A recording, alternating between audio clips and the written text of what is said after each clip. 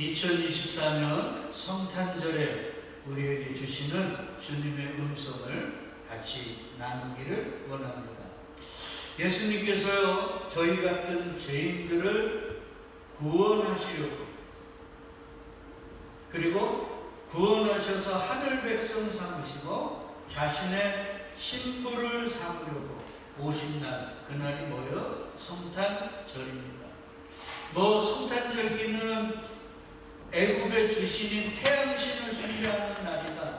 또 로마가 큰 로마에서 가장 큰 절기의 날이다. 여러 가지가 있지만 날이 중요한 게 아니라 의미가 중요한 거 아니에요. 그러니까 예수가 이 땅에 왜 오셨느냐? 우리 같은 죄인을 어떻게 해요? 구원하셨어요. 그리고 뭐 하시려고요? 같이 살려고. 언제까지? 영원히. 그게 백성이요 친구의 개념이라고 그랬잖아요.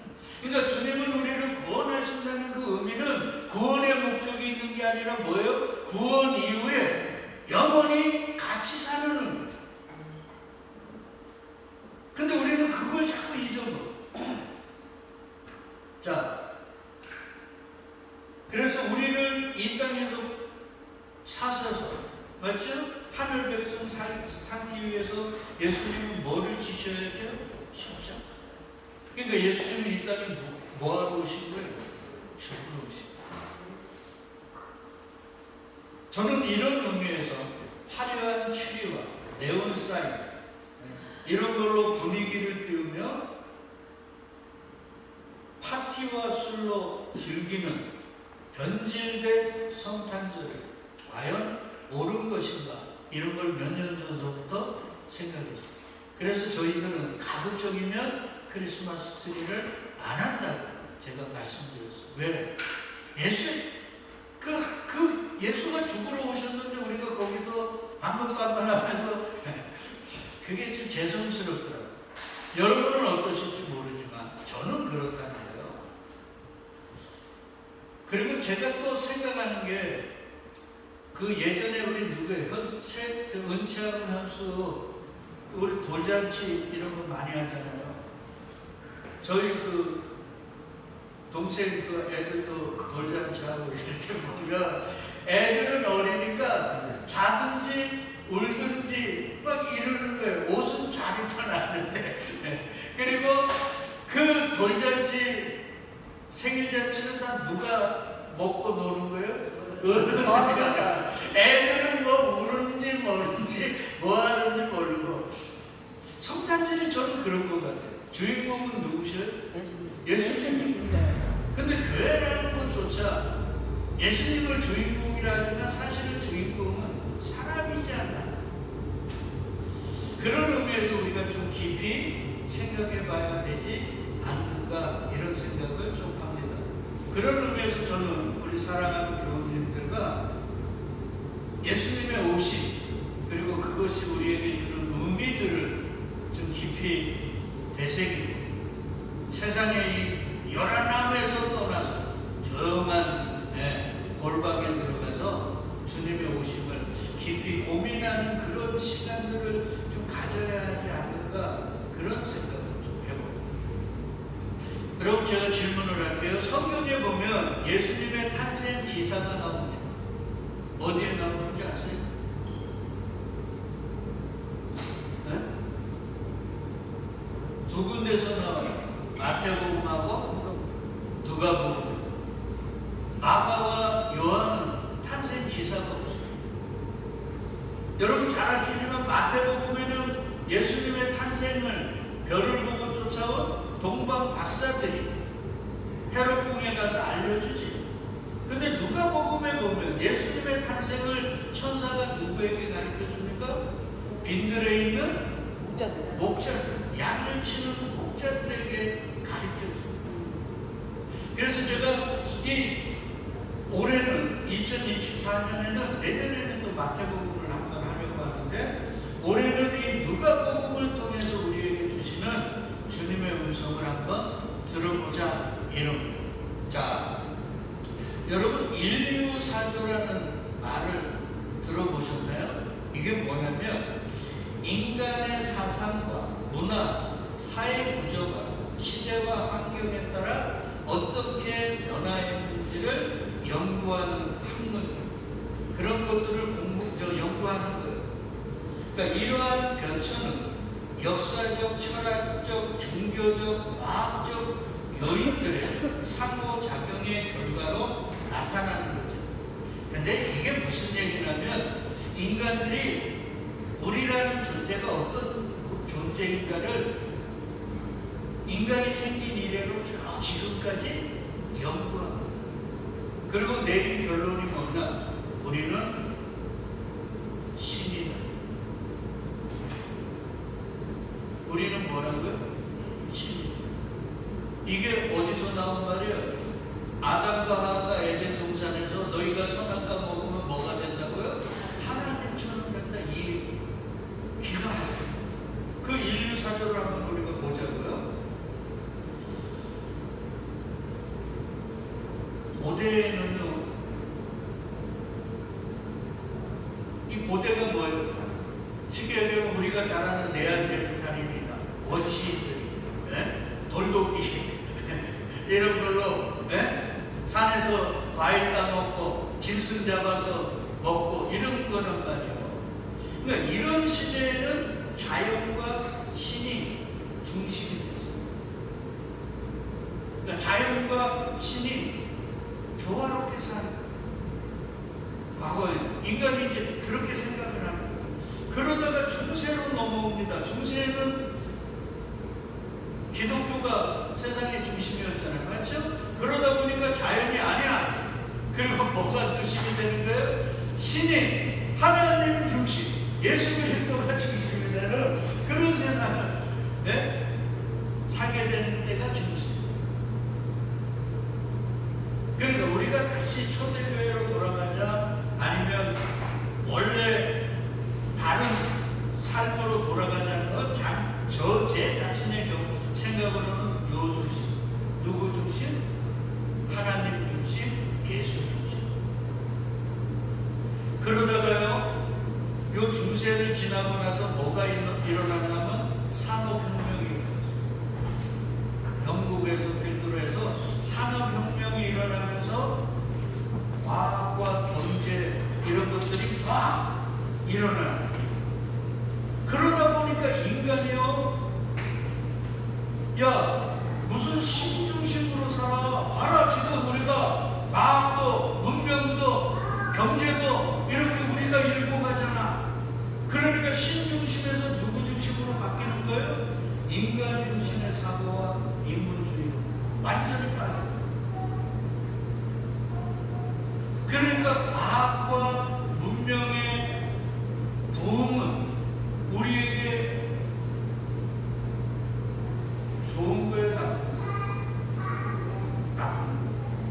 그래서 우리 성도님들은 다 알지만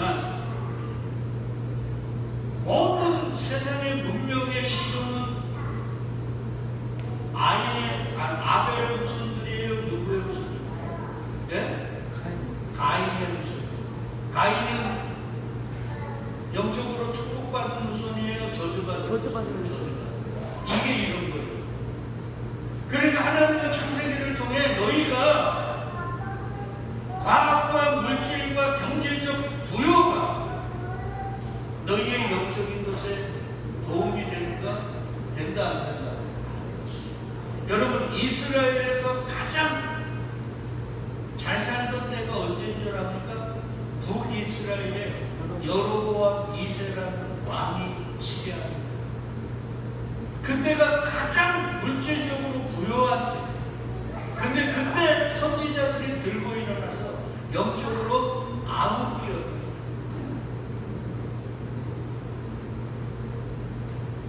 저는 21세기 대한민국을 이 각도에서 봅니다. 물질적으로는, 과학적으로는 손 안에 컴퓨터를 들고 다니는 시대지만 영적으로는요, 안타깝다.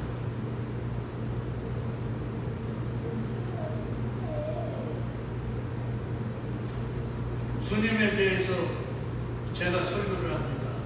그러면 이제 우리 성도님들도 자녀들에게 얘기하잖아요. 그럼 엄마 유튜브 어디에 보면 어느 박사가 예수가 거짓말이라는데 저번에 그러죠. 이런 거예요.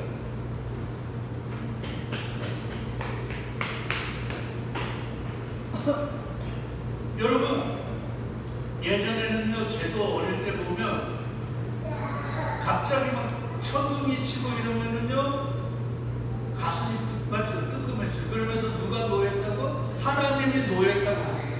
근데 지금은요, 야, 무슨 하나님이 노해? 플러스 마이너스 거기할까 저기 하게 만나가지고 이거 일어나는 거 아니야. 이러고 있는 거예요. 그러니까 어떻게 보면 과학과 물질 문명의 부여는 우리에게 영적으로는 굉장히 안 좋아요. 이게 나오잖아요. 신중심의 세상이 중세인데 거기서 과학이 발전하고 문명이 발전하고 경제적인 부유함들이 막 생기다가 보니까 야, 무슨 신이다에 우리가 다 하는 거지. 이래서 인간 중심으로 바뀌는 거예요.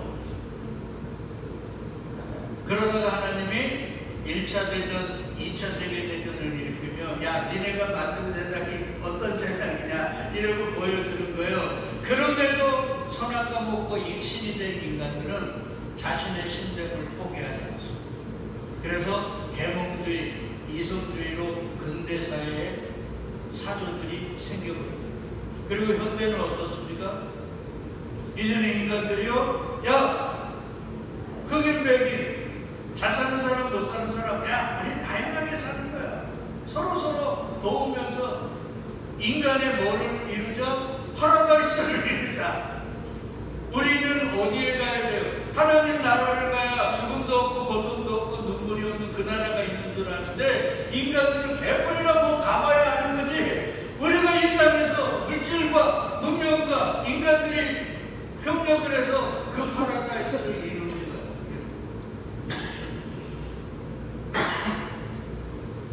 그리고는 현대주의나 포스트 모던으로 봐서 이제 인간들이 야, 예수만 구원받아. 야, 산에 오르는 길이 한 길밖에 없냐? 여러 길이 있잖아. 부처를 믿어도, 마음에들을 믿어도, 아니면 그냥 점집에 가더라도 착하게 살고 바르게 살고 인간답게 살면 좋은 데 가는 거지. 그러면서 인간들이 이제는 삶을 논하면서 인간답게 살자. 네? 인간답게 살자. 우리는 사람이잖아. 짐승이 아니잖아. 그러니까 사람답게 살아야지. 그렇게 사람답게 살고 나 죽어서 좋은 데 가는 거지. 이렇게. 그리고 이제 지금의 시대죠. 그리고 앞으로 우리가 살아갈 미래지향적 시대. 이걸 트랜스휴머니즘이라고 해갖고 인간주의, 인간 중심이 조금 바뀌었어요. 그래서 인간 기술의 융합을 통해 인간의 한계들이 있잖아요. 맞죠? 네. 병들고 그리고 죽는 이걸 극복하려고 인간들이 이제 무지노력하고 그거와 함께 AI로 대변되고 로봇으로 대변되고 네? 우리가 해야 될 것들을 누구에게 시켜요? 로봇에게. 그리고 AI를 통해서 우리가 묻고 답하는 것들을 다 하는 이런 식으로. 그리고는 그 로봇의 창시자를 누구의 로봇의 아버지라고. AI로 대변되는 챗 GPT를 만든 사람이 샘 알트먼이라는 사람이거든요. 그 사람이 테슬라의 그 CEO가 누구지? 일론 머스크하고 하다가 일론 머스크가 이거 위험하다 그래서 빠졌거든요. 근데 이 사람이 다른 사람들의 후원을 받아 돈을 받아가지고 해가지고 지금 이렇게 발전했거든요. 그래서 그 샘 알트먼을 AI의 아버지, 챗 GPT의 아버지. 여러분 누구의 아버지라는 건 어떤 의미입니까? 내가 낳았다, 만들었다. 그래서 하나님을 우리가 뭐라고 불러요? 아버지라고. 그러니까 인간이 야, 내가 이제 아버지야. 이 말은 뭐예요? 내가 뭐라는 거예요? 신이다. 왜 인간들이 그렇게 중요하게 여기는가? 내가 뭐라는 걸 증명하고 싶은 거예요? 신이라는 걸 증명하고 싶은 거예요. 이거. 여러분은 이걸 지금 간단하지만 정말로 귀한 거로 배우는 거예요. 그러니까 인간이 인간에 대해서 연구를 하면서 결론 우리는 누구다? 신이다. 근데 한번 생각을 해봐요. 신이 이렇게 부실할 수가 있습니까? 신이 이렇게 초라할 수 있습니까? 병들고 아프고 죽고 못하는 게 또 왜 이리 많아? 한 번만 생각하면 인간은 신이 아니라는 걸 알 수 있음에도 불구하고 자기가 할 수 있는 조그만 것들을 통해서 나는 뭐가 되고 싶은 거예요? 신이 되고 싶은 거예요. 이게 에덴 동산의 선악과의 저주.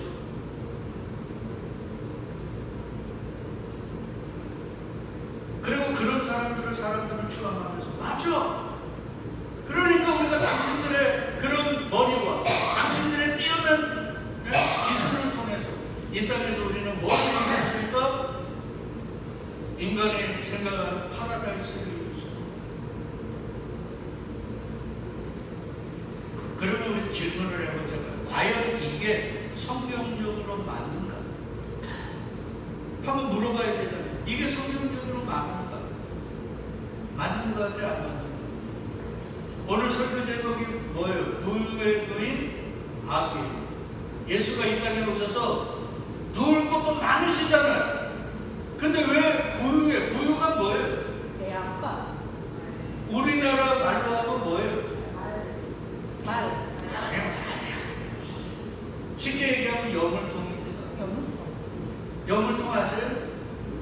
그게 뭐예요? 짐승에 밥도 우리가 밥 도면 그릇이 있는 거 뜻이듯이 짐승도 밥 그릇이 있는 거에 그걸 여물통이라고 그런다고. 그걸 좀 유창하게 보여하고 부유해. 그럼 예수가 왜 여물통에 누우셨냔 말이에요. 그거에 대해서 우리 한번 공부하고 가야 돼요. 성경은 인간을 신이라고 규정하지 않습니다. 고라자손이라는 분은 시편 49편 12절에서 이렇게 얘기합니다. 우리 같이 읽어요. 사람은 존귀하나 장구하지 못하며 멸망하는 짐승 같다. 우리를 뭐라고 해요? 짐승이라는 거예요. 짐승. 왜 짐승인가? 장구하지 못한다. 장구하가 뭐예요? 죽는다는 거잖아요. 늙고 병들고 쇠하다가 죽어버리는 인생. 야, 근데 뭐 니네가 신이야? 사람이라고 웃기는 얘기하지 말라.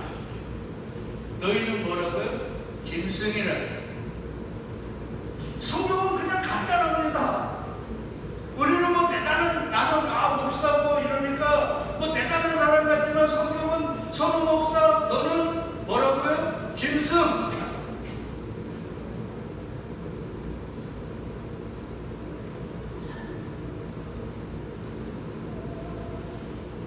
여러분, 솔로몬이요, 젊었을 때는 잠언을 썼고 늙어서는 뭐를 썼어요? 전도서를 썼어요. 어떻게 보면 잠언보다는 전도서가요 우리에게 더 귀한 교훈을 줍니다. 근데 그 전도서 3장에서 이런 얘기를 합니다. 내가 내 마음속으로 이르기를 인생들의 일에 대하여 하나님이 그들을 시험하십니다. 왜 시험하시는가? 그들이 자기가 짐승과 다름이 없는 줄을 뭐하도록요? 깨닫게 하려고. 그러니까 하나님이 우리에게 시험을 주시는 이유가 뭐예요? 너희들 뭐라고요? 사람이 아니라 짐승이에요. 그거 깨달아요.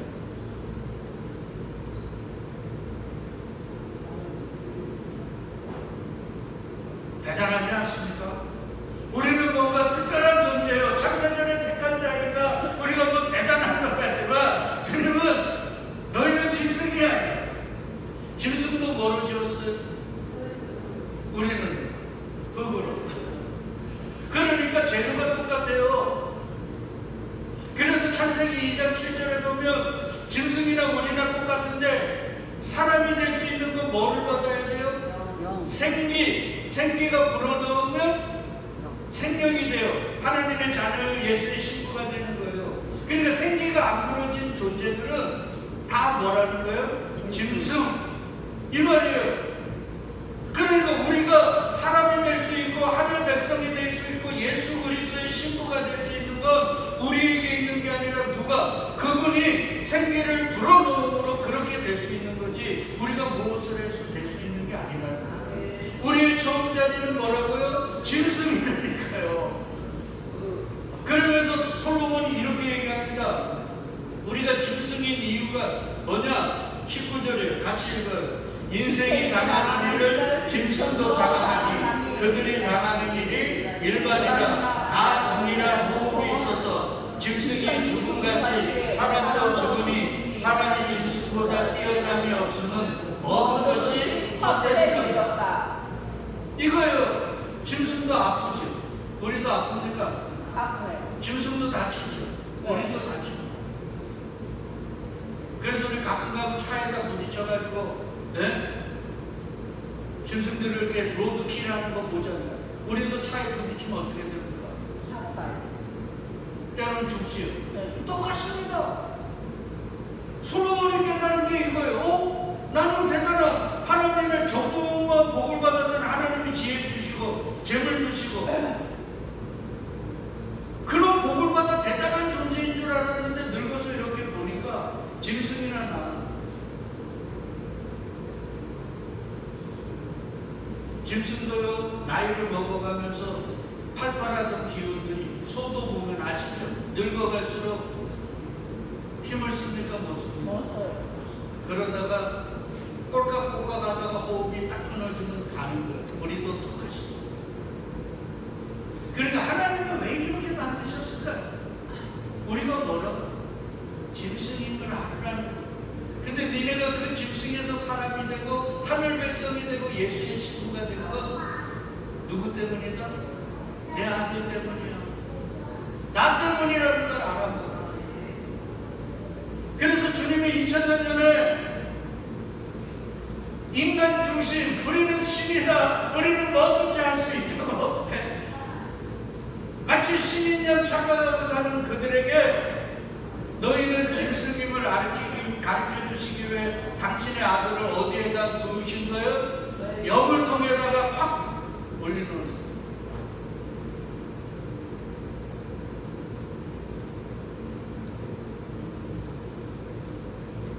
그리고 이렇게 얘기합니다.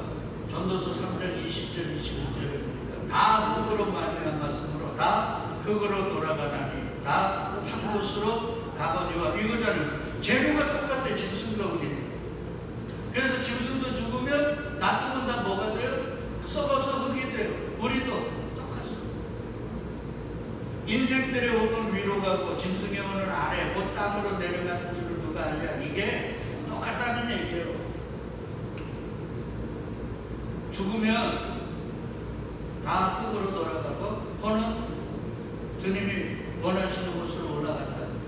내려간다. 그러니 너희가 신이라고? 너희가 무슨 특별한 존재라고? 그래서 주님이 뭐를 주신다고요? 시험을 주신다. 그 시험을 통해서 우리는 뭐를 깨닫는 거예요? 내가 특별한 존재가 아니라 뭐라고요? 짐승이구나. 그러니까 요즘 뭐 반려견도 키우고 고양이 성태하고 그 동물들에 대한 사랑이 지순하더라고요. 좋습니다. 어떤 때는 사람보다도 더 대접받더라고요. 병원비도 비싸고요. 그 모이도 비싸고요. 반려견 하나 키우는 게 그냥 키우는 게 아니구만요. 김성문 집사 맞아요? 네. 돈 엄청 들어가더만요.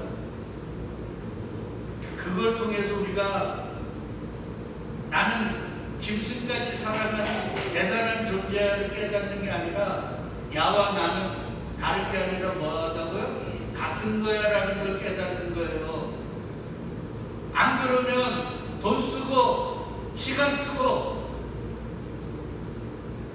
그리고 어리석게 빠져버려요.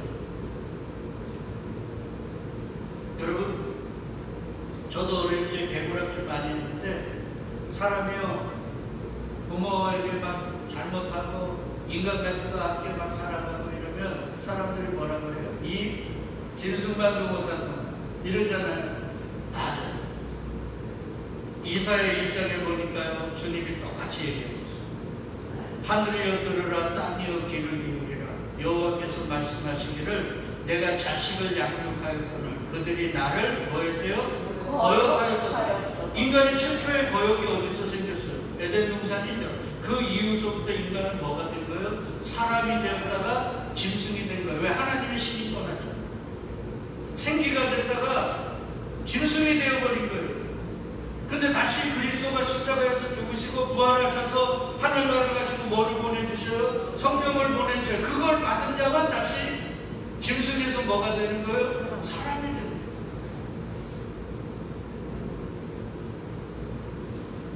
그러면서 3절 같이 읽어요. 소는 그 임자를 알고 나귀는 그 주인의 부유를 알고만은 이스라엘을 알지 못하고 나의 백성은 깨닫지 못하는도다 하였도. 이 말이 뭐예요? 이 짐승만도 못하는 거예요. 야, 짐승은 제 주인을 알아봐. 그래서 짐승도 잘해주면 꼬랑님하고 막 발소리까지 다 알아듣잖아요. 우리 자식 새끼는 게임하느라고 뭐 하느라고 엄마가 아버지가 오는지 뭐 하는지 왔다 자는지 뭐 하는지 아무도 몰라. 그러나 짐승 개는요 주인의 발소리까지 알아. 인간이 짐승보다 낫다고요? 웃기는데. 짐승은요 최소한 배신을 안 합니다. 근데 인간은요 얼마나 배신합니까?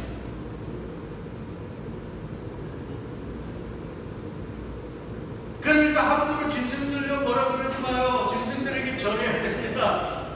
나는 짐승인 걸 깨닫게 해주시면 나보다 귀한 존재예요. 이렇게 뭐. 근데 인간이요 내가 짐승인 걸 아는 게 쉬워요. 몰라. 천에 하나 만에 하나.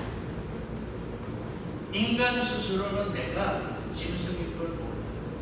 하나님께서 아까 뭐 한다고 그랬어요? 시험하신다고 그랬죠? 그 시험을 징계 연단으로 바꿔줘요.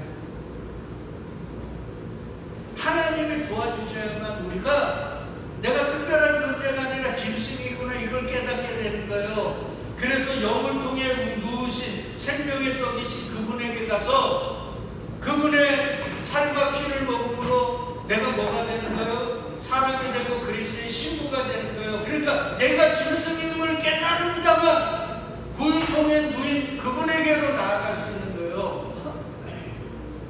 그러지 않습니까? 좋은 그릇에 밥 한 그릇 떠놓고 여기 영을통에다가 밥 넣으면 사람이 영을통에 있는 밥을 먹을까? 여러분 먹겠습니까? 안 먹잖아요. 그러니까 내가 사람이라고 생각하고 특별한 존재라고 생각하면 영을통으로 절대 안 나가요. 영을통은 짐승만 가는 거지 어떻게 나 같은 사람이 가. 그러니까 세상을 딱 두부려요. 하나님의 시험과 연단과 훈련에 의해서 내가 짐승임을 깨달아 영을통으로 가는 자들 그건 천에 하나 만에 하나. 그리고 대다수는 내가 신인데 내가 어떤 존재인데 이러면서 영을통으로 절대 안 해요. 그걸 누가복음 15장에 부잣집 둘째 아들이 다 우리 탕자라고 하는 그 둘째 아들 보십시오. 친구들하고 자기가 생각해가지고 야, 저 먼 곳에 가면 우리의 파라다이스가 건설됐어. 그러니까 솔깃해가지고 아버지 어차피 유산 주실 건데 미리 땡겨주세요. 그래서 그것 가지고 먼 곳에 가요. 허락방다가요. 다 소진했어요. 근데 그때 엎친 데 더 엎친 격으로 14절에 보니까 다 없앤 후에 그날에 뭐가 들었어요? 크게 흉년이 됩니다. 흉년은 누가 내리는 거예요? 하나님. 그러니까 봐요. 돈이 다 떨어지는 고무렵에 큰 흉년까지 들어요. 이걸 엎친 데도 엎친 격이잖아요. 그래서 뭐가? 비로소 궁핍. 그전에는 궁핍합니까? 안 합니까? 돈이 있지요. 사람이 있지요. 근데 돈 떨어지고 흉년까지 드니까 이제는 누구 하나 뭘 줄 수도 없어. 그래가지고 목구멍이 터도천이다. 배고픈 걸 누가 견뎌줍니까? 그래서 이 사람 저 사람 찾아가니까 아무도 안 도와줘. 그래서 어떤 사람에게 빌붙어서 사. 근데 이 사람도 데리고 있으려고 사는 게 아니라 하도 애원하니까 그냥 저 들에 나가갖고 우리 돼지나 치고 살아. 나에게 뭐 바라지 말고. 그래서 이 말이에요. 가서 그 나라 백성 중 한 사람에게 붙여 사니 그가 그를 들러보내어 돼지를 치게 하였는데 그가 돼지 먹는 지역별로 배를 채우고자 주는 자가 뭐요? 없는 자. 주인은 먹을 걸 주지를 않아. 근데 먹을 게 하나 있어요. 뭐요? 돼지죽. 여러분 배고프면 돼지죽 먹을까요? 네? 지금이야 어떻게 먹어야 되죠? 한 사흘만 굶겨봐요. 그래서 옛말에요. 우리 어린애들 박투정하는 애들 해병대 훈련 갔든지 어디 저 훈련 같은 한 3일 가가지고 네? 쫄쫄 굶겨놓으면 박투정이 어디 있습니까? 박투정이 어디 있어요? 그러니까 완전히 먹을 것 하나 안 주고 배는 쫄쫄 굶고 그러다 보니 눈에 딱 뭐가 들어와요? 돼지죽이 나와요. 근데 돼지죽은 누가 먹는 거예요? 돼지가 먹는 거예요. 그러니까 그 돼지죽을 하나 놓고 돼지와 부잣집 둘째 아들이 서로 눈치 보는 거예요. 내가 먼저 먹을까? 하나님이 그 상태로 끌고 내려가요. 그러니까 부잣집 아들이 깨닫죠. 야, 내가 부잣집 아들이 아니라 짐승이네. 내가 하늘과 아버지께 죄를 지은 죄인이요. 부잣집 아들이라고 평하기에는 일꾼도 못하는 그런 존재구나. 그걸 깨닫죠. 그리고 더 중요한 건 뭐예요? 내가 살 길은 여기에 있는 게 아니라 그래도 아버지 집에 가야 살아. 요걸 깨닫는 거예요. 하나님이 이걸 우리에게 하신다니까요. 우리의 삶을 통해 수없는 사건과 사고들을 통해 우리가 뭘 하는 걸요? 짐승이에요. 그래서 우리의 살 길은 그 위에 누우신, 영을 통해 누우신 그 예수에게로 가는 것임을 깨닫는 거예요. 그들이 복된 자입니다. 그들만이 메리 크리스마스를 외칠 수 있어요. 근데 여전히 나는 목사고, 나는 뭐 모태신앙이고, 나는 하나님이 특별히 세운 사람이고, 이런 생각을 하고, 나는 뭐든지 잘한다고 하면서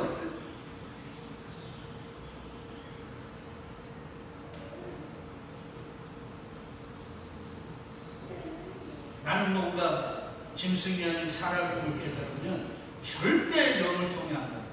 그래서 하나님이 당신의 아들, 자기보다 더 귀한 존재를 어디에다가 누이시는 거예요? 영을 통해다가 누이시는 거예요. 그러니까 우리는 어디로 가야 돼요? 이 영을 통으로 가야 된다니까요. 왜? 이 돼지나 나나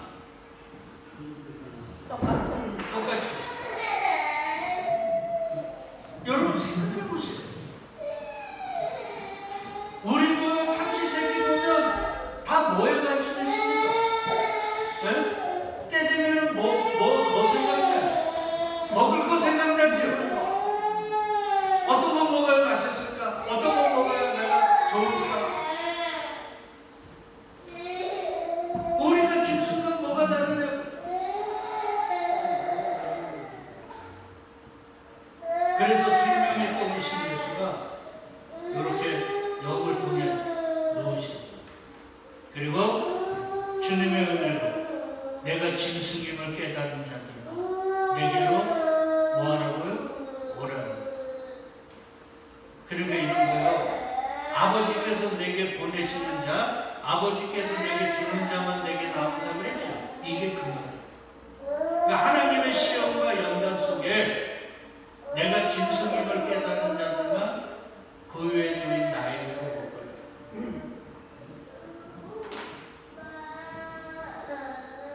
그 예수가 감사한 사람들은 내가 누구인 것을 짐승인 걸 아는 자만 감사해요. 왜? 내 배고픔을 누가 영을 통해 계신 그분이 해결해 주셨어요. 그래서 오늘 설교 제목이 구유의 누인 아입니다. 그러니까 우리 삶을 어렵게 생각하지 마세요. 때로는 어렵고 힘들고 때로는